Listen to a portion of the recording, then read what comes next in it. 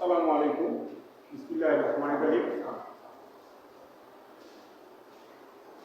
নবম দশম ব্যবসা শিক্ষা শাখা সকল শিক্ষার্থীদের চুটিয়াকাঠি পাইলট মাধ্যমিক বালিকা বিদ্যালয় ও আমার পক্ষ থেকে রইল শুভেচ্ছা। আজকে ব্যবসা শিক্ষা শাখার ফিনান্স ও ব্যাংকিং ক্লাস থেকে ব্যাংকিং বিষয় থেকে সপ্তম অধ্যায় সাধারণ শেয়ার ও সাধারণ শেয়ারের সুবিধা অসুবিধা নিয়ে আলোচনা করব। এই যে অনলাইন ক্লাস, এই অনলাইন ক্লাসের কারণ অবশ্যই তোমাদের জানা। পৃথিবীতে চলছে একটি মহামারী কোভিড-19, যার শিকার আমরা। এই কোভিড-19 কারণে আমাদের বিদ্যালয়ে মার্চ মাসের 17 তারিখ থেকে পাঠদান বন্ধ। বর্তমান সরকারের শিক্ষামন্ত্রীকে আমি ধন্যবাদ দিচ্ছি এই জন্য যে শিক্ষামন্ত্রী এবং জননেত্রী শেখ হাসিনা শিক্ষার্থীদের নিয়ে ভাবেন, তার ফলাফল এই অনলাইন ক্লাস, যার দ্বারা অনেক শিক্ষার্থী আশা করছি উপকৃত হবে। তোমরা অবশ্যই বাসায় যে যার ধর্ম অনুযায়ী বিধাতার কাছে এই ফরিয়াদ রাখবে যেন আমরা দ্রুত এই অভিশাপ থেকে মুক্ত পাই। আমরা আমাদের বিষয়ে চলে আসি। তোমাদের আমি আগেই বলেছি আমাদের আজকে সপ্তম অধ্যায় সাধারণ শেয়ার ও সাধারণ শেয়ারের সুবিধা অসুবিধা এই সম্পর্কে আলোচনা। সাধারণ শেয়ার সম্পর্কে তোমাদের এর আগে বেশ ভালো ধারণা নিয়েছো, বিশেষ করে যারা দশম শ্রেণীর শিক্ষার্থী। নবম শ্রেণীর যে সকল শিক্ষার্থী আছে হয়তোবা তোমাদের এই সম্পর্কে ভালো ধারণা নেই। তারপরও আমি সেই জন্য বিশেষ করে নবম শ্রেণীর শিক্ষার্থীদের জন্য সাধারণ শেয়ার বিষয়টি আমি আলোচনা আনবো।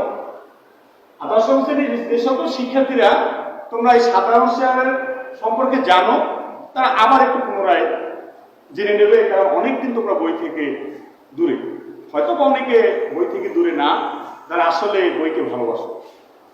সাধারণ শেয়ার বিষয়টা হলো যে বড় অঙ্কের মূলধন ছোট ছোট খণ্ডে বিভক্ত করে বিনিয়োগ করাকে সাধারণ শেয়ার। একেবারে সহজ একটি বিষয়। বড় অঙ্কের মূলধনকে ছোট ছোট খণ্ডে বিভক্ত করে বিনিয়োগ করাকে আমরা সাধারণ শেয়ার বলি। শেয়ার বড় বড় কোম্পানির বিভিন্ন ধরনের শেয়ার থাকে। সাধারণ শেয়ার অত্যন্ত জনপ্রিয় একটি শেয়ার। এর জনপ্রিয়তার কারণ সাধারণ শেয়ার বিনিয়োগকারীকে কোম্পানি মালিকানা দেয়। শেয়ার মালিকরা গুরুত্বপূর্ণ সিদ্ধান্তের সময় ভোটাধিকার প্রয়োগ করতে পারে। সাধারণ শেয়ারের মালিকরা নিয়ন্ত্রণের পূর্ণ ক্ষমতা রাখে। সাধারণ শেয়ার সহজে হস্তান্তরযোগ্য। এই সকল কারণে সাধারণ শেয়ার অত্যন্ত জনপ্রিয়। তারপরও প্রত্যেকটা বিষয়ের যেমন কিছু সুবিধা অসুবিধা থাকে, সাধারণ শেয়ারের সুবিধা অসুবিধা আছে। সাধারণ শেয়ারের সুবিধাসমূহ অধিক আয়, সীমাবদ্ধ দায় ও তারল্য। অসুবিধা সমূহ ঝুঁকি, মুনাফা ও সম্পত্তি বন্টনে অধিকার। আমরা এখন আলোচনা করব সুবিধা সমূহ। আমাদের প্রথম পয়েন্ট অধিক আয়। কোম্পানির বিভিন্ন ধরনের শেয়ার যেমন বন্ড, ডিবেঞ্চার, ঋণপত্র, এই শেয়ার সমূহে আয় সীমাবদ্ধ থাকে। তোমরা জানো যে এটা যখন কোম্পানি এটা শেয়ার মার্কেটে ছাড়ে, তখন ঋণপত্র, বন্ড ও ডিবেঞ্চার পার্সেন্টেজ দেওয়া যায় যে এই পরিমাণ লাভ শেয়ার মালিককে দেওয়া হবে। তাতে যদি কোম্পানির লস হয় তারপরও শেয়ার মালিক ওই নির্ধারিত মুনাফা পাবে। আর কোম্পানির যদি অধিক পরিমাণ মুনাফা হয় তারপরও সে ঠিক নির্ধারিত মুনাফাটা পাবে। কিন্তু সাধারণ শেয়ারে এর মুনাফা অধিক, কারণ যেরকম লাভ হবে সেরকম তোমাকে সেই পার্সেন্টেজ বা সেই শতকরা অনুসারে তোমাকে মুনাফা দেবে। অধিক আয়ের কারণে সাধারণ শেয়ার অত্যন্ত জনপ্রিয়। এবার আসি আমরা সীমাবদ্ধ দায়। সীমাবদ্ধ দায় একটি সাধারণ শেয়ার তুমি যদি 100 টাকায় ক্রয় করো, অর্থাৎ শেয়ার মূল্য, সাধারণ শেয়ার মূল্য 100 টাকা, তুমি 10টি শেয়ার ক্রয় করো, 10টি শেয়ার, তাহলে তোমার মোট 10টি শেয়ারের শেয়ার মূল্য দাঁড়ায় 1000 টাকা।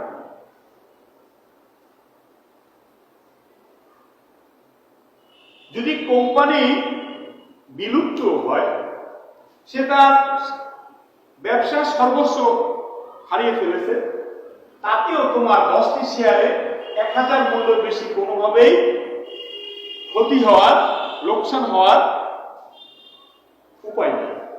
কারণ তুমি 10টি শেয়ার ক্রয় করেছো, প্রত্যেকটি শেয়ারের মূল্য 100 টাকা, 10টি শেয়ারের মূল্য 1000 টাকা। তোমার সর্বোচ্চ, যেহেতু এটা তোমার ক্ষতিটা 1000 এর মধ্যে সীমাবদ্ধ, 1000 এর বেশি, 1001 টাকা হওয়ার কোনো সম্ভাবনা নেই।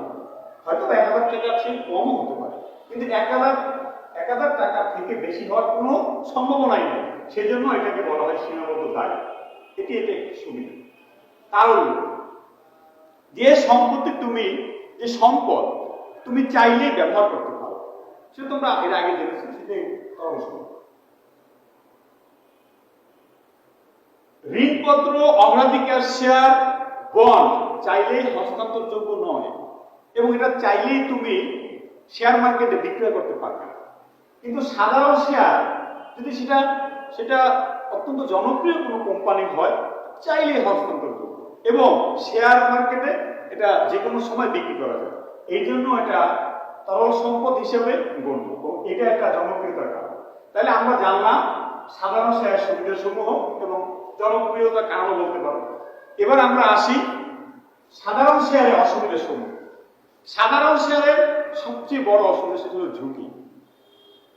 এটা অত্যন্ত ঝুঁকিপূর্ণ একটি বিনিয়োগ, কারণ কোম্পানি যদি মুনাফা পায় তোমাকে সে মুনাফা দেবে, কোম্পানির যদি ক্ষতি হয় তাহলে তোমাকে সেই কোম্পানির ক্ষতির অংশ তোমাকেও ভাগ নিতে হবে, তোমাকেও সেই ক্ষতির অংশ নিতে হবে।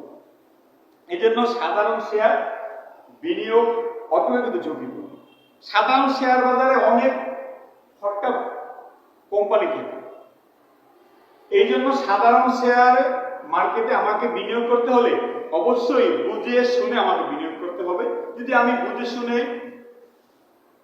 ভালো কোম্পানির শেয়ারে আমি বিনিয়োগ করতে পারি, তাহলে আমি ঝুঁকি এড়াতে পারি। এর পরবর্তী যেটা সমস্যা, সেটা হলো মুনাফা ও সম্পত্তি বন্টনের অধিকার। প্রথমে আসি মুনাফা বিষয়টি। যখন কোম্পানি বছর শেষে তোমাকে মুনাফা দেবে, আমি আলোচনার সময় সাধারণ শেয়ার ব্যতীত 3টে শেয়ারের কথা উল্লেখ করেছি, সেটা হলো অগ্রাধিকার শেয়ার, বন্ড ও ডিবেঞ্চার। যখন কোম্পানি মুনাফা দেবে তখন প্রথম অগ্রাধিকার শেয়ার মালিককে তাদের মুনাফা দেয়, তারপর বন্ড মালিকদের দেয়, তারপর ডিবেঞ্চার মালিকদের দেয়, তারপর ঋণপত্র মালিকদের দেয়। এদের দেওয়ার পরে যে মুনাফা থাকে সেটা রেশিও অনুযায়ী সাধারণ শেয়ার মালিকদের ভাগ করে দেওয়া। তাহলে মুনাফার ক্ষেত্রে সাধারণ শেয়ার মালিকদের মুনাফার ক্ষেত্রে অধিকার সবার শেষ, এটি একটি সমস্যা।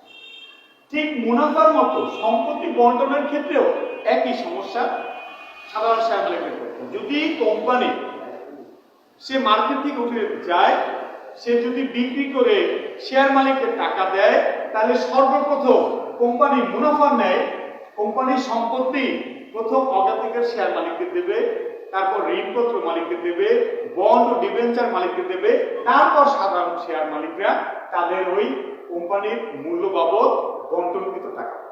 তাই এই ক্ষেত্রে আমরা অসুবিধার সম্মুখীন পেলাম দুটি, একটি ঝুঁকি, অন্যটি মুনাফা ও সম্পত্তি বন্টনের অধিকার। তারপর বিস্তারিত যদি আমার ক্লাস ব্যতীত তোমাকে এর চেয়ে আরো একটু যদি বিষয়টি অনুধাবন করার প্রয়োজন হয়, আমাদের পাঠ্য বইয়ে ৭৪ এবং ৭৫ পৃষ্ঠা তোমরা এটা ভালো করে বিবেক দিয়ে পড়ে আরো বিস্তারিত বুঝতে পারবে। সবাই ভালো থাকবে, সুস্থ থাকবে। আমরা সবাই আল্লাহর কাছে ফরিয়াদ করব যেন দ্রুত এই মহামারী ব্যাধিটি আল্লাহ তাআলা পৃথিবী থেকে নিয়ে যায়। তুমি বাসা থেকে বের হলে অবশ্যই মাস্ক ব্যবহার করবে এবং কিছুক্ষণ পর পর অন্ততপক্ষে 20 থেকে সাবান দিয়ে হাত ধোবে। সবাই সবার জন্য দোয়া করবে এই আশাবাদ ব্যক্ত করে, সবার সকলের সুস্থতার আশাবাদ ব্যক্ত করে তোমাদের কাছ থেকে বিদায় নিচ্ছি। আসসালামু আলাইকুম।